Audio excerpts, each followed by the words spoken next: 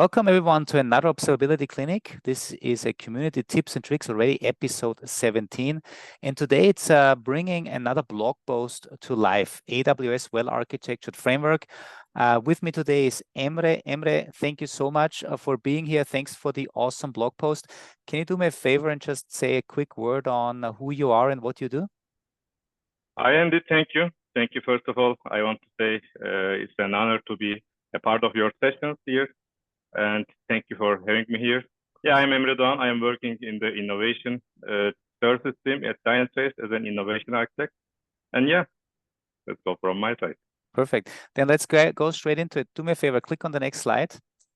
Because as I said, Emre has put out a blog post just recently. It was called Implementing AWS Well-Architected Pillars with Automated Workflows. Now, while we talk about the AWS Well-Architected Framework, I know in the blog post you also made it very clear this works really for also the other well-architected frameworks from the other hyperscalers, whether it's Google or Microsoft.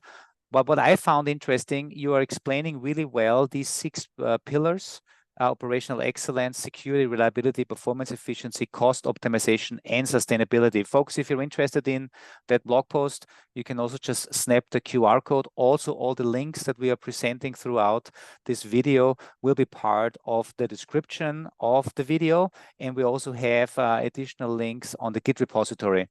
But what I really like when I read through the blog are really the things that are possible by integrating Dynatrace, especially with workflows and with the Site Reliability Guardian, to validate a new release on the different 6 pillars. And I think the numbers speak for themselves, whether it's increased software quality, increased speed of delivery, or reduction in release costs. Without further ado, Emre, I really would like you to now take it. And I know I asked you to prepare maybe a couple of slides, but then really a demo to bring your blog post to life. Take it away from here, please.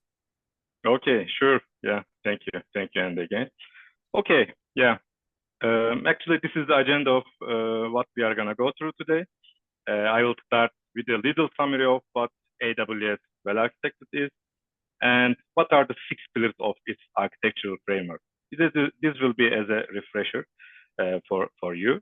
And then I will explain a bit about Dynatrace automation tools such as workflows, Site Reliability Guardians to implement continuous 6 pillars validation workflow, right? Finally, we will bring them all together to make our deployments more robust and also our software development lifecycle more efficient. And also, I'm going to show you the hands-on demo that represents how this is going to look like in your Dynatrace environment and how you can set it up yourself. Okay, let's begin with AWS Well-Architected. Yeah, I would like to start with a question. When you look at your workloads, your team is maintaining and building, can you say that you are well-architected? So this is the common question, right, for the architecture. And this is not also an easy question to answer, right? Because of that, all 3 major cloud providers today, AWS, Azure, Google Cloud, have each developed their own well-architected framework to help answer this question. Yeah, but AWS started this journey earlier, back in 2012, and their framework has evolved over time, right? So today we will focus on AWS Well-Architected Framework because from a maturity standpoint, yeah, it is the most mature one, as has undergone significant revisions over time. And also it's providing some supplementary solutions like well-architected and also trusted advisor, etc., right, on top of this framework. So let's discuss about the well-architected framework pillars here. So these pillars actually provide a structured approach, right, for the organization for evaluating and designing efficient and secure architecture. So I'm not going to go deep dive into this framework. It has a wide range of information and materials, right, available on the AWS website. It covers all the principles, best practices, white papers, etc. But I'm just gonna focus on the basics of these pillars from the software development lifecycle perspective and also shift-left approach perspective, as I highlighted in the blog post. Right. Let's start with the performance efficiency. This is actually all about using your computing resources wisely and efficiently to meet your system requirements, right? For example, storing frequently used data in an in-memory database for faster access, you can greatly improve your system's performance. And also, this is also important, faster performance can even lead to more sales, as Amazon found that reducing page load time only 100 milliseconds increased their sales 1%. So yeah, this is a perfect example, right, to justify this pillar's importance. And security has also a very important, very big importance, right, on the organizations. And in today's world, security is also a top concern. And especially with the distributed systems and third-party tools, so it is very crucial now. And in today's architecture, containerization also introduces new challenges. So it's important to keep our containers more secure and encrypted as well, right? So this is another important pillar. And the third one, reliability. So for the reliability, even when things go wrong, your system should be up and running, right? This includes handling network issues or misconfigurations or even natural disasters, right? Designing your workload to work across multiple available zones or even on multiple regions helps ensure reliability on your architecture. And the fourth one, operational excellence. This is about running your systems efficiently to provide value to customers, right? This is also important, not only for the operation, it's also important for the giving the value to the customers. For example, from Dynatrace, we have configuration as code, right? To automate your observability settings and also improve the operational efficiency. You can also measure your CI/CD pipeline performance, right, over time to ensure how long does it take and to increase the deployment number of the deployments during the time period, right? And also from the value to customer perspective, as I highlighted in the blog post, you can also automatically verify your service or application changes against some key business metrics like customer experience score, customer satisfaction score. So this is also available in Dynatrace in the real user monitoring tool. So this also shows how your operation excels, right? Let's continue with the cost optimization. So it's all about focusing on avoiding some unnecessary costs. And yeah, nobody wants to waste money, right? So you can find in your system some underutilized resources to be optimized, right? And by reducing some of the CPU or memory allocation, you can save costs, but without sacrificing the performance. So the 6 pillars, why it is 6 pillars? Because while you are saving costs, you shouldn't sacrifice the performance as well. So they should be correlated with each other. And last but not least, sustainability. So this is all about reducing the environmental impact of running your cloud workload. So you can monitor and calculate your IT carbon footprint, right? Using tools like Dynatrace Carbon Impact, for example. There's an application for that. And also you can reduce underutilized resources, right? As I mentioned in the cost optimization, it doesn't only save the cost, but it also helps the environment by reducing the energy consumption and waste emissions, right? Mm-hmm. So yeah, these are there are significant benefits of using this AWS Well-Architected Framework, and one of the biggest advantages is identifying risks early and often. So in our solution now with 6 pillars workflow, we are aiming to provide this solution. And I would like to close this part with a good quote from AWS. And yeah, as AWS wisely reminds us, good intentions never work.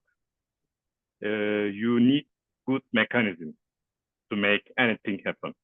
So this quote brings us here, the Dynatrace continuous release validation. I am excited to introduce you to a good mechanism from Dynatrace by leveraging the well-architected framework pillars, right? And yeah, it is continuous release validation across all AWS well-architected pillars with Dynatrace workflows and site library guardians. Together, yeah, they create a winning combination that will derive efficiency, security, and excellence in your cloud-based project.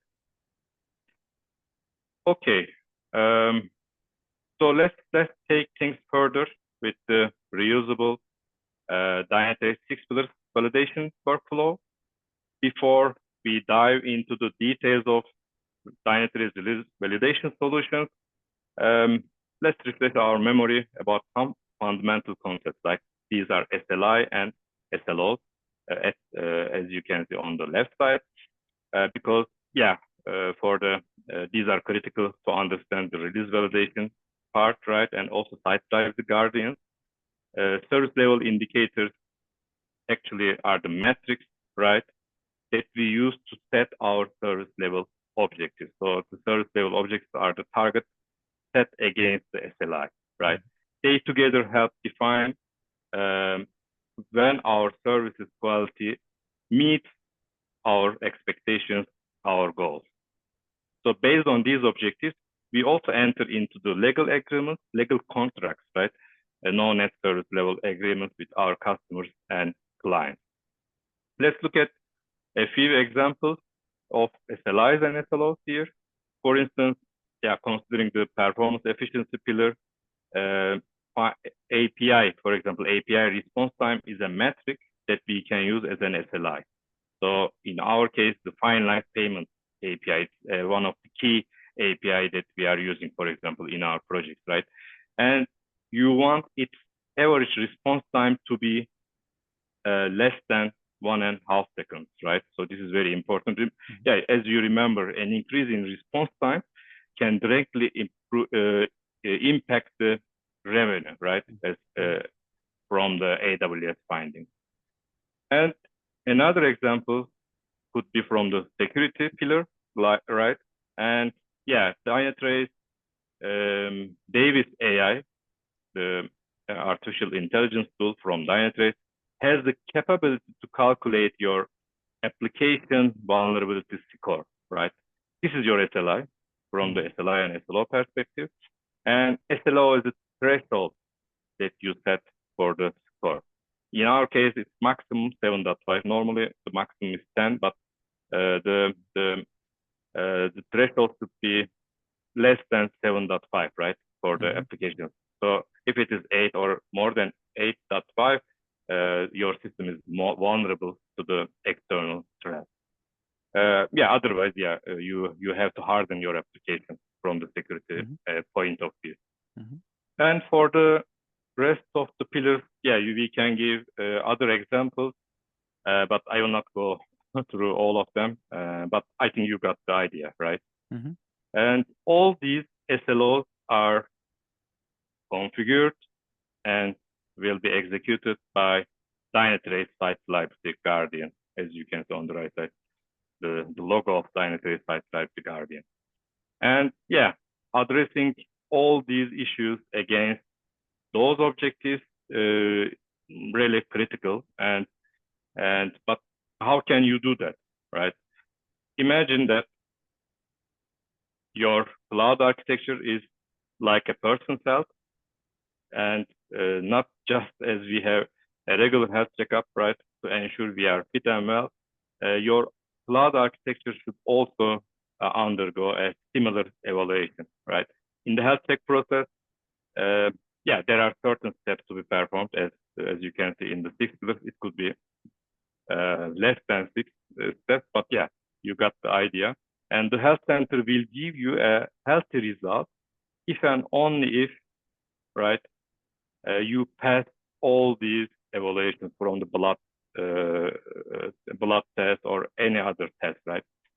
Because of that, yeah, I have designed this workflow in the same way, and a new build can be promoted to the next stage when it can pass all these objectives. So this ensures that our application aligns perfectly with all the framework pillars. And here, the order of the pillars doesn't matter, but if you think resolving performance-related issue is more crucial, then you can begin with the performance efficiency. If you think that security is more important for your organization, then yeah, you can put it in the beginning. But what about if you fail, right, in one of the validation steps? Think of performance, right, efficiency as our physical fitness in a health check. Then we evaluate other our body's, right, ability to perform any test efficiently, right? Yeah, if any values are below the threshold in your blood test, for example, we need to have some treatment, right? And yeah, in cloud architecture, there could be also anomalies, right, on the performance side. In that case, we can quickly notify the performance-related team, right, via Slack, or we can use Davis AI to improve our performance efficiency. Let's give another example for the security one, right? Security could be like our immune system, right? In our health check analogy, we need to protect our immune system, right, from viruses and bacteria. Yeah, we had to use face masks, for example, as we did during COVID time, for a long time. So in our cloud architecture, we also need to notify the vulnerabilities immediately via Jira ticket, or we should also email the security team, right, to quickly resolve this issue. And yeah, these are other examples, but again, you got the idea. And yeah, to stick with the time plan and go quickly to the demo session, I'm just gonna go to the other examples. But yeah. Emre, just one quick question, yeah, just to recap also what I've just learned, and also to give you a chance maybe to take a breath and a sip of water, because I think that's always important. So I think what I've learned is that every time when you are making changes, when you're deploying a new version, when you're deploying new services, new workloads, we can automatically enforce the 6 pillars of the well-architected framework by validating observability data against objectives that we have. And you're really nicely categorizing them here, obviously, based on these 6 pillar frameworks. I assume you always bring here one example, but for instance, from a performance perspective or reliability perspective, you may have multiple SLIs against multiple SLOs, right? Because if you have a service that has multiple critical API endpoints, you want to validate that each endpoint is fulfilling this. And this is what I think you will later show also in the Site Reliability Guardian.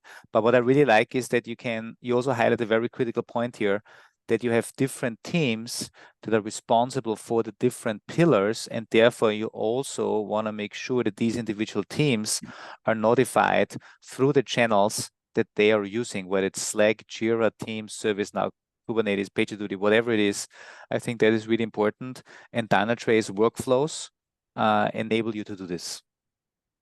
Yeah, really true, Andy.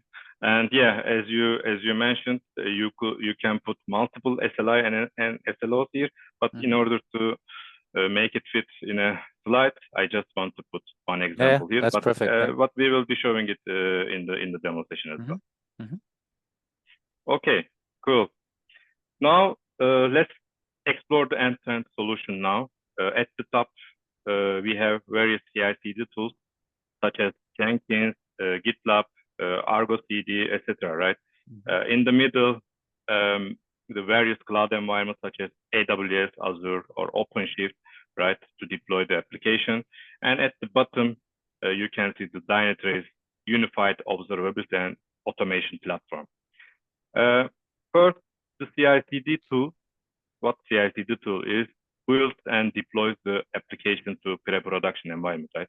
Pre-production environment could be testing or development environment, which type of environment you choose. It's on your side. Then you can configure your Dynatrace following a best practice using a configuration as code approach, right? It will automatically configure all the workflow steps as well, as I mentioned in the previous slide. I just copied this previous slide here at the bottom. So this workflow is also generated automatically. Once the configuration is done, Dynatrace immediately starts observing your new release, right, of the application. And you also might want to measure your application's functionality, elasticity, and also vulnerability from the security perspective, right? Using Dynatrace synthetics or any other performance testing tools like JMeter, Neoload, etc., right? Or also you can use fault injection simulator tools, or you can also perform some chaos testing, right? So this helps understand how your workflows behave under these kind of potential threats. After the tests are complete, right? Now it's time to evaluate all these objectives that was set in the previous slide, right? And after the evaluation is done, the decision could be, and the workflow will notify and integrate with the CI/CD pipeline as well, right? The decision could be go or no go, right? And from the pipeline perspective, if it is go decision, then the pipeline will promote this release to the production. It can be tagging this service as it is an healthy build, and it can be deployed to the production, right? But if the decision is no go, the pipeline immediately stops its work and its job is done. But the important point here is that our workflow still tries to do something at the backend, right? Based on our workflow configuration, it identifies the correct team for the failed service, right? For the performance team, for the security related team, right? And notifies all the team members via different channels like Slack, email, or any other channel, right? As I mentioned before, not only a notification, it could also be auto healing or auto remediation action, right? So you don't need to implement all these activities in your CI/CD pipeline, because the downside of implementing this in a CI/CD pipeline is you also would need to implement this in the other CI/CD tools, right? If you are using GitLab, okay, you implemented it, but maybe some other teams in your organization are using Jenkins, so you also need to re-implement it. But with workflows, you don't need to do that, and it eliminates the need to implement the same logic, right, repeatedly. Then you can save time and effort. So this is really important part. And yeah, now in conclusion, these are the key benefits. So we are following the AWS Well-Architected Framework guidelines, right? And also implementing release validation best practices with the reusable Dynatrace workflow. So our software deployments can meet the highest standards. So this is also important. And there is no need to re-implement the same logic in another CI/CD tool. So I think this is the end of the slide part. so I can quickly go to the demo part. But if you have any questions or any comments? Yeah, no, I think just start. as a recap, feel free to already switch over. As a recap, what I liked is we're following best practices from AWS, from Google, from Azure. Very important is that all of the configuration is done as code. That means all the workflows, all the SLIs, the SLOs, all the notifications, all the ownership information can be done fully as code. And if I just now look here actually at your GitLab, and I don't want to take anything away from your demo, but it seems one of the first parts is already the building the image, but then configuring Dynatrace. So that means you can really push this information to Dynatrace, whether you use Monaco. I know other users in Dynatrace are using also Terraform. You can obviously use they also directly straight to Dynatrace API. But I think what you're showing here is really cool because you are completely codifying everything you've done. And you highlighted it earlier, whether you do this with GitLab, with Jenkins, with Argo, with Azure DevOps, the workflows and the evaluation is done in Dynatrace. And therefore, in an organization that is large, if you have different tools that deploy, it doesn't matter. The evaluation will be done centrally in Dynatrace. And that's really nice. Yeah, correct. And yeah, this is the good example for that. In here, I am using GitLab, for example. I created this in a GitLab pipeline, but you can also utilize it with Jenkins or any other CI/CD tools, right? Yeah, this pipeline, I think, should look quite familiar to you, right? As it follows the common practices in the organization for deploying a new release. So it starts with a build phase, right? Building an image. So in here, it's building an image as a container. Then the next step will be the deployment to the staging environment, right? And during the deployment, you can also automate your configuration of your Dynatrace environment, your observability tool via Monaco, right? It doesn't only automate the configurations in Dynatrace. We are also configuring the workflows and site library guardians automatically. So this is also important. And the second part is also the deployment of the application, right, to the staging environment. And after that, as I mentioned in the presentation as well, you can run some tests. It could be functionality tests. It could be performance tests, right? And yeah, for the functional test, you can also use Dynatrace Synthetics or any other functional test tool. And this actually, what is unique here is the validate the release stage just before the promote to production, right? This is not existing maybe in your environment, in your pipeline, but if you add it here, you can benefit more by adding this stage in your pipeline. So after, as I mentioned, there will be go or no-go decision. In here, the evaluation failed, right, in any of the pillars. So this is not an healthy build, it's an unhealthy build. So it should be stopped here, right? There is also other examples. This is build numbers, the unhealthy build, but there is also healthy build in our demo. So in the healthy build, if I click on the pipeline, right, this is healthy build, it is passed.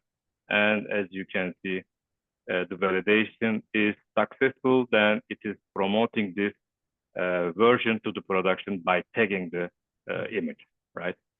And if I click on the validate release stage, I would like to show how it is performing this integration with the workflow.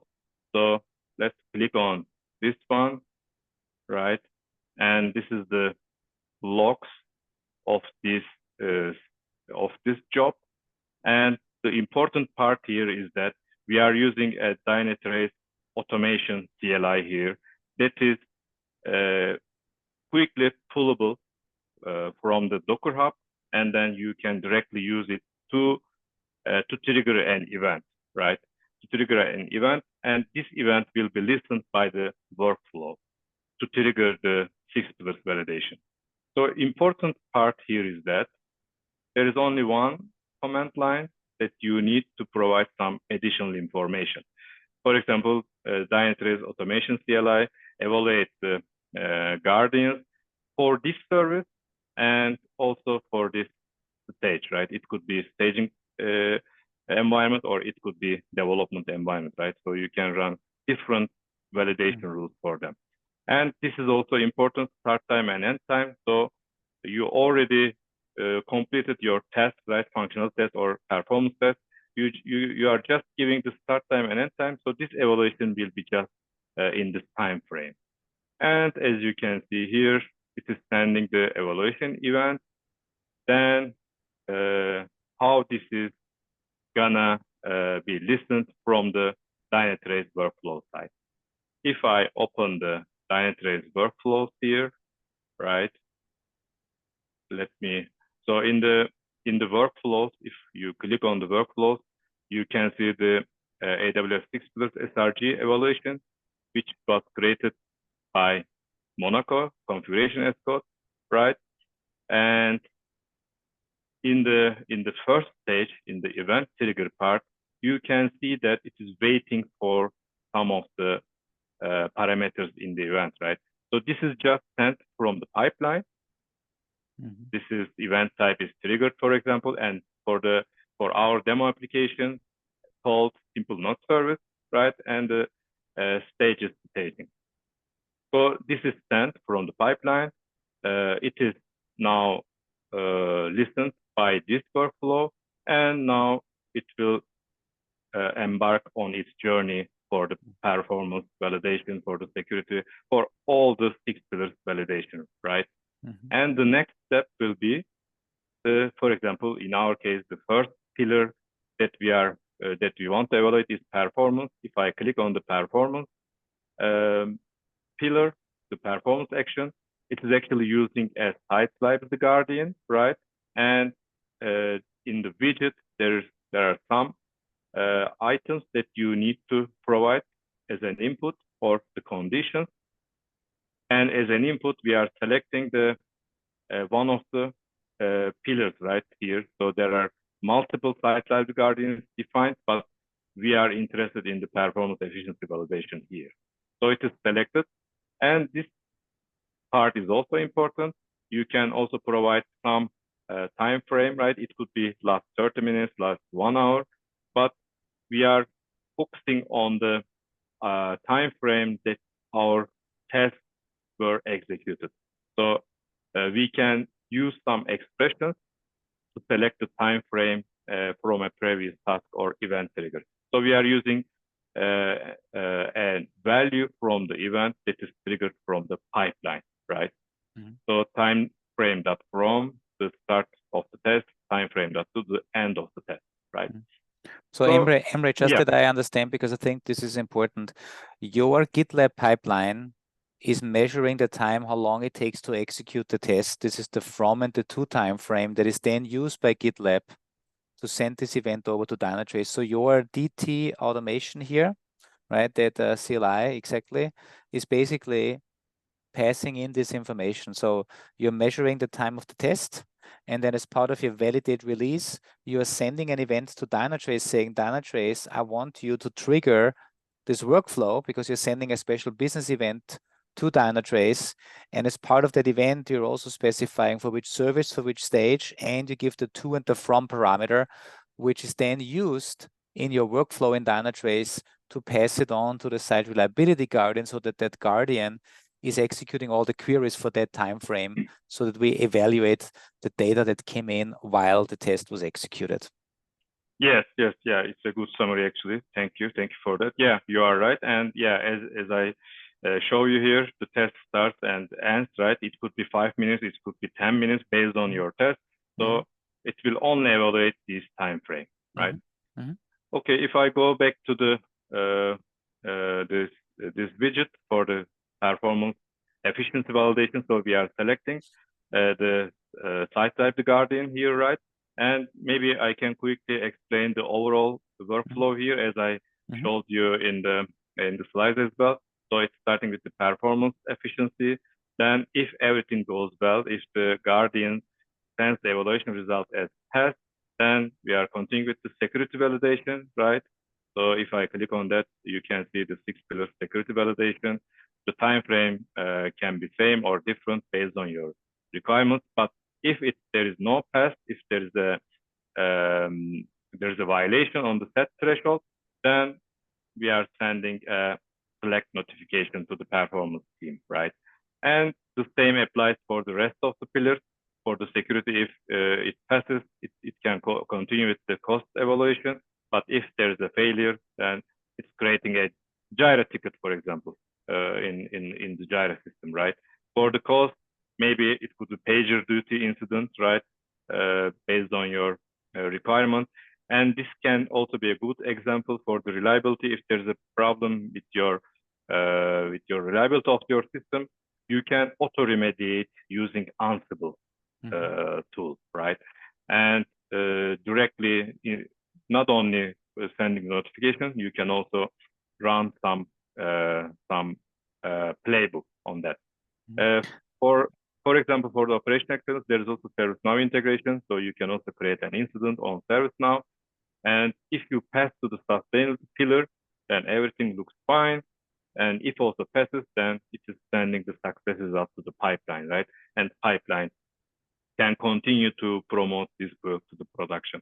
But if there is a problem with the sustainability, there is also a Kubernetes action. So you can just run some Kubernetes commands, for example, to allocate less memory, right? If it is sustainable, so you need to limit some memory usage, for example.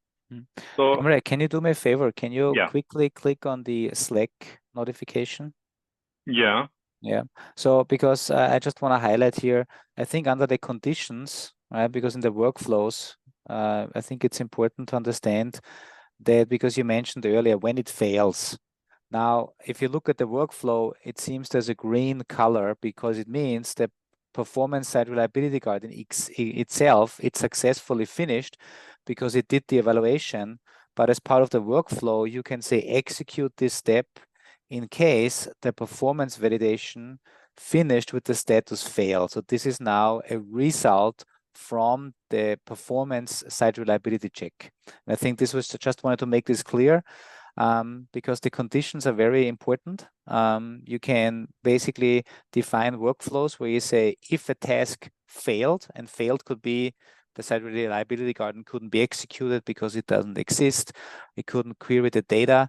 But in this case, it evaluated, but the overall result against the SLOs were fail. And so you are executing the Slack message. And I guess for the security piece, it's probably conditions true, right? Yeah, similarly, yeah. As perfect. in the security pillar, the result is pass or even warning, right? Okay, perfect, yeah. But yeah, for the if the result is fail, then you need to inform the performance team via Slack channel, right? Yeah. Perfect, yeah. So this is also important point, right?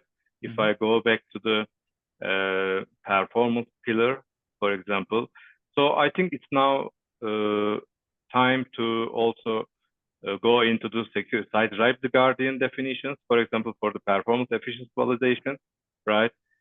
So you can click on the left side with site reliability guardian. If it is clicked, then you can see, for example, all of the site reliability guardians available, but we are interested in the 6 pillars. So I am narrowing down by typing the 6 here on the search button. Then you can see the 6 framework pillars, right? And I am focusing on the performance efficiency validation. I'm just clicking on that.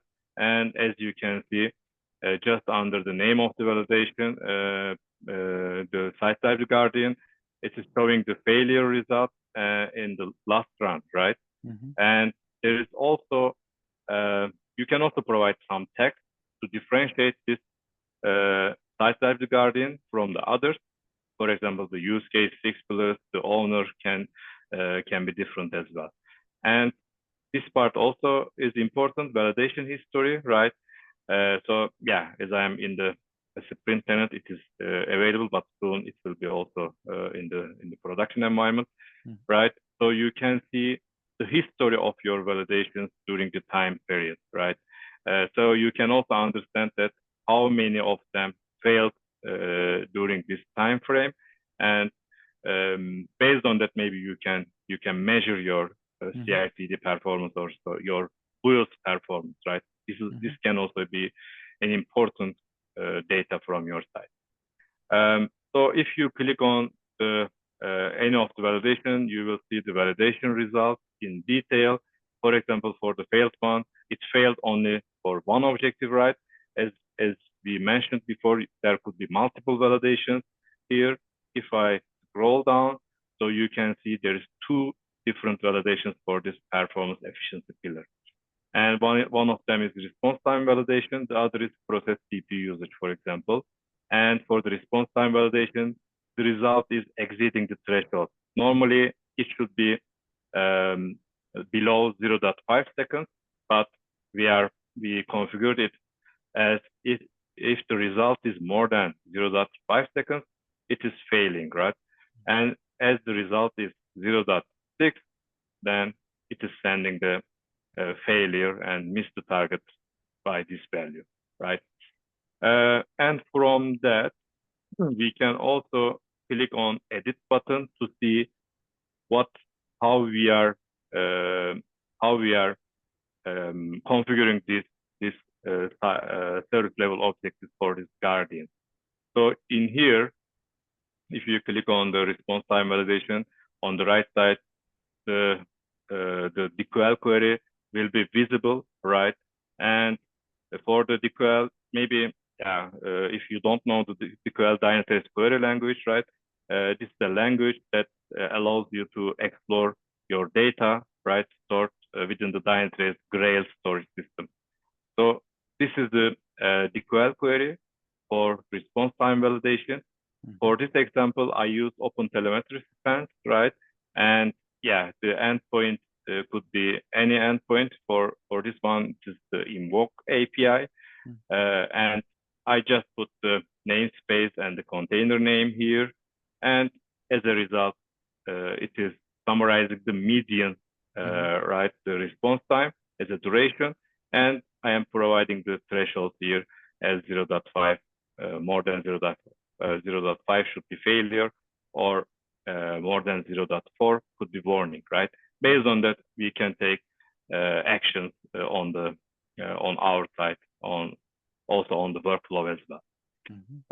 So is there any question for this part? No, I think it's really cool that you show this also, the power of DQL. There will be links in the video description on learning DQL. One thing maybe, Emre, unless you have it already planned, can you go back to the overview of all of your guardians? To the site reliability guardian, like just the overview. Yeah, perfect. So you are basically specifying the 6 different pillars as 6 different guardians. Obviously, I assume everybody can decide themselves how they design it. You may want to, merge some if you want, but I think it's a good practice to have them nicely separated. Can you do me a favor, and can you open up the security validation? Because I think security is a big topic for all of us. And because the beauty here is, I assume the runtime vulnerability, if you show me that query, right? If you go down and do show query or edit, whatever it is, exactly. So folks, this is really important because Dynatrace really has the capability to detect not only or give you traces, metrics, and logs, but you can also tap into security vulnerabilities that Dynatrace AppSec is detecting. You can also tap into any business events. You can tap into any other Davis AI detected events. So anything that Dynatrace has from an observability perspective in Grail can be used in a Guardian. And I really like this, what you're doing here. Yeah, perfect. Correct.